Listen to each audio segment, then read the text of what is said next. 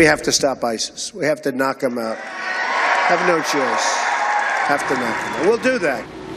All right, President-elect Trump vowing to take down ISIS, as you know. He said it many times when he takes office. But ISIS is not the only terror threat out there, sadly. Here to map it out even more is Ryan Mauro. You know him. He's a national security analyst at Clarion Project. Ryan, welcome.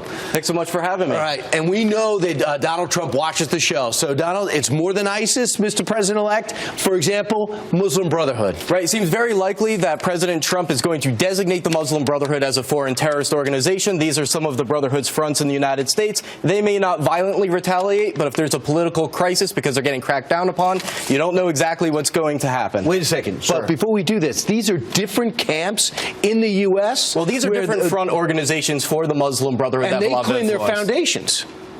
Yes, they claim that they're nonprofits, but we know from the Justice Department that they are Muslim Brotherhood front organizations. The camps that you were referring to is this organization, Muslims of the Americas. They claim to have 22 of these enclaves around the United States. And according to our sources within the organization, they believe Donald Trump is going to crack down on them, have law enforcement raid them, and they see that as the fulfillment of end times prophecy. One of the first things that George Bush did when he took on al-Qaeda is try to look at their financing and maybe some of the other groups that might be getting financing from the U.S.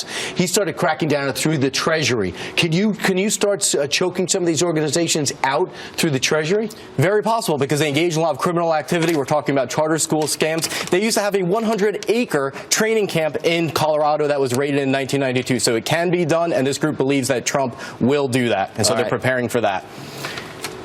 Number 3, Afghanistan. We don't hear too much about this, but there are 20 terrorist organizations operating in this area, and Pakistan's down here. The Afghan government only controls about 60% of this territory. So right now we have 10,000 troops in Afghanistan. And with those 10,000 troops, al-Qaeda is now back in there, and they're coming from Pakistan into Afghanistan, where they're feasting on our guys and also getting additional training to go out and disperse throughout the region. Right, and so it's not just al-Qaeda. Taliban controls about 10% of this country, but 20 different terrorist groups. So just like we talk about Iraq and Syria today, expect us to be talking about Afghanistan next year. All right, so let's move on to this other map, and this is perhaps the most challenging. Right, because the nuclear deal is a disaster, and I hope that Donald Trump scraps it. But coming with that is that there may be a mad dash towards nuclear weapons and a terrorist offensive by Iran. Now, a lot of people say, well, how does that impact us? Well, you have to look at the shipping lanes. So if you look at these two areas, very critical shipping lane, as well as right here. Your livelihood economically depends upon those being free, and Iran has the capability to strike at them. The Saudi oil fields in this area as well is also very critical to the world surviving economically. Many people would say it's important to show strength and muscle early, because our ships have been buzzed, our helicopters have been, our ships have been taunted and harassed in that area, and we've done nothing to respond. What could Donald Trump do to send a message to Iran, who's very open to signals like the toppling of Saddam? They become more compliant when they feel threatened. What could he do early? Even under the deal, we are allowed to sanction them for human rights violations and sponsorship of terrorism. We can sanction the hell out of them for that, and also support the Iranian people. I know he's criticized the strategy of regime change, but when it comes to the Iranian people, they deserve it. Boeing and their secret elements to this deal, Boeing and company are doing deals with Iran.